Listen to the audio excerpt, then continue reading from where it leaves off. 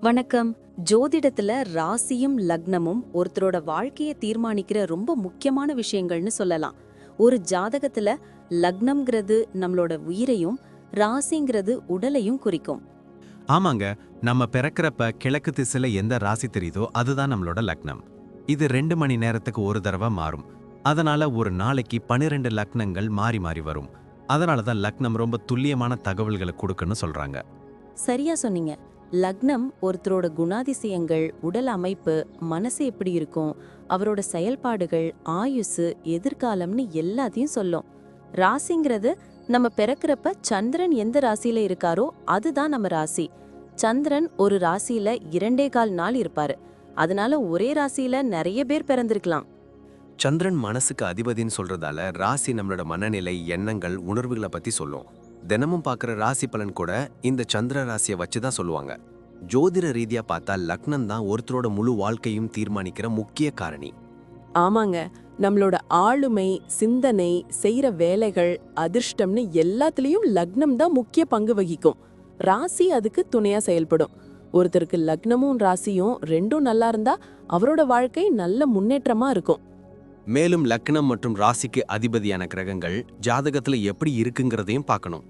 ஒரு கிரகம் லக்னப்படி கெடுதல் பண்ற மாதிரி இருந்தாலும் ராசிப்படி அதே கிரகம் நல்ல பலன்களை கொடுத்தா அந்த கெடுதல் குறைஞ்சி நல்லதாவே மாற வாய்ப்பு இருக்கு.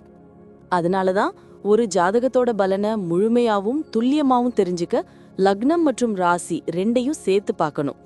இப்போ நாம ஒவ்வொரு ராசி மற்றும் லக்னக்காரர்களோட தனித்தன்மைகள், அவங்க வாழ்க்கையில நடக்கிற முக்கியமான விஷயங்களை பத்தி விரிவா பார்க்க போறோம். இந்த பதிவை முழுசா பார்க்கறதுக்கு முன்னாடி நீங்க இன்னும் நம்ம சேனலை சப்ஸ்கிரைப் பண்ணலன்னா இப்பவே சப்ஸ்கிரைப் பண்ணிக்கோங்க. பக்கத்துல இருக்கிற பெல் பட்டனையும் கிளிக் பண்ணி வைங்க. அப்போதான் நம்ம போடுற ஒவ்வொரு புது பதிவும் உங்களுக்கு உடனே தெரியும். சரி வாங்க, இனி வீடியோக்குள்ள போகலாம். என்னப்பா, இந்த மிதுன லக்னம் விருச்சிக ராசி காம்பினேஷன் பத்தி என்ன நினைக்கிற? இது கொஞ்சம் விசித்திரமான ஜோடி இல்லையா? ஏன்னா மிதுனம்னா புதன், அறிவு, விருச்சிகம்னா செவ்வாய், வேகம். ஆமாப்பா, இது ஒரு மாஸ்டர் பிரெயின் காம்பினேஷன்னு சொல்லலாம். வெளியில பார்க்க ரொம்ப சாதுவா கலகலப்பா பேசுறவங்களா தெரிவாங்க. ஆனா உள்ளுக்குள்ள ஒரு பெரிய பிளான் ஓடிக்கிட்டே இருக்கும். எதையுமே டக்குன்னு வெளியே சொல்லிட மாட்டாங்க.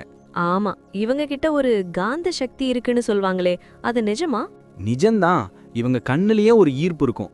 ஒருத்தரை பார்த்தாலே அவங்க உண்மையை சொல்றாங்களா இல்லையான்னு இவங்க கண்டுபிடிச்சிருவாங்க. பேச்சாலேயே காரியத்தை சாதிக்கிறதுல இவங்க கில்லாடிங்க.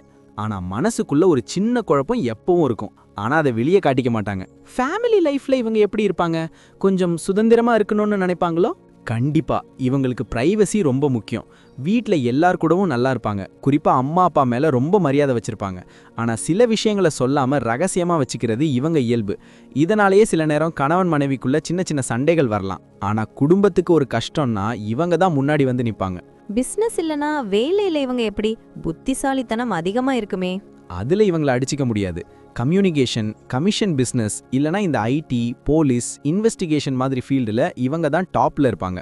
இவங்களுக்கு ஒரு ரகசியத்தை எப்படி பாதுகாக்கணும்னு நல்லா தெரியும். இவங்க அடுத்த ஸ்டெப்பு என்ன எடுப்பாங்கன்னு கூட இருக்கிறவங்களாலே கண்டுபிடிக்க முடியாது.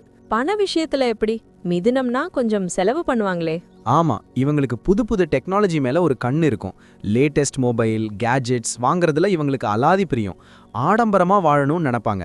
ஆனாலும் இவங்களுக்கு ரகசிய முதலீடுகள் மூலமா இல்லனா பரம்பரை சொத்து மூலமா எப்படியும் பணம் வந்து சேர்ந்துரும். ஆனா மத்தவங்களுக்கு கடன் கொடுக்கும்போது மட்டும் கொஞ்சம் உஷாரா இருக்கணும். ஆரோக்கியத்துல எதுவும் ஸ்பெஷலா கவனிக்கணுமா? இவங்களுக்கு தூக்கமின்மை பிரச்சனை வர வாய்ப்பு இருக்கு. ஏன்னா மூளை எப்பவும் எதையாவது யோசிச்சுட்டே இருக்கும். அப்புறம் நரம்பு சம்பந்தப்பட்ட பிரச்சனைகள், தோல் அலர்ஜி வரலாம். கோபம் வரும்போது உடல் சூடு அதிகமாகும். அதனால நிறைய தண்ணி குடிக்கணும். தியானம் பண்றது இவங்களுக்கு ரொம்ப நல்லது. இவங்க குழந்தைங்களுக்கு எப்படிப்பட்ட பேரண்டா இருப்பாங்க? குழந்தைங்க கிட்ட ஒரு ஃப்ரெண்ட்லியான அப்பாவாவோ இல்ல அம்மாவாவோ இருப்பாங்க. அவங்க படிப்புக்காக எவ்வளோ வேணா செலவு பண்ணுவாங்க. தாம் பிள்ளைங்க மற்றவங்களை விட புத்திசாலியா இருக்கணும்னு ஆசைப்படுவாங்க. கண்டிப்பா இருந்தாலும் பசங்க கூட சேர்ந்து விளையாடுற குணம் இவங்களுக்கு உண்டு.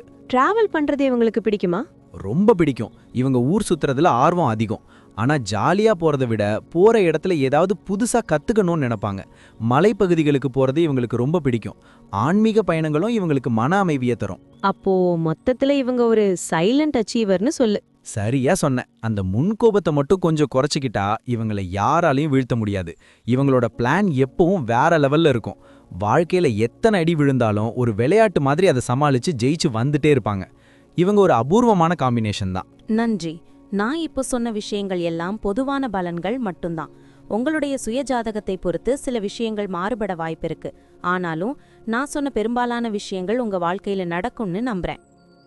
இந்த வீடியோ உங்களுக்கு பிடிச்சிருந்துச்சுன்னா நான் அடுத்து பாகம் 2 எடுக்க தயாரா இருக்கேன். பாகம் 2 வேணும்னா பாகம் 2ன்னு டைப் பண்ணுங்க. நிறைய நண்பர்கள் பாகம் 2 கேட்டா சீக்கிரமே பாகம் 2 வீடியோவை பதிவு செய்றேன்.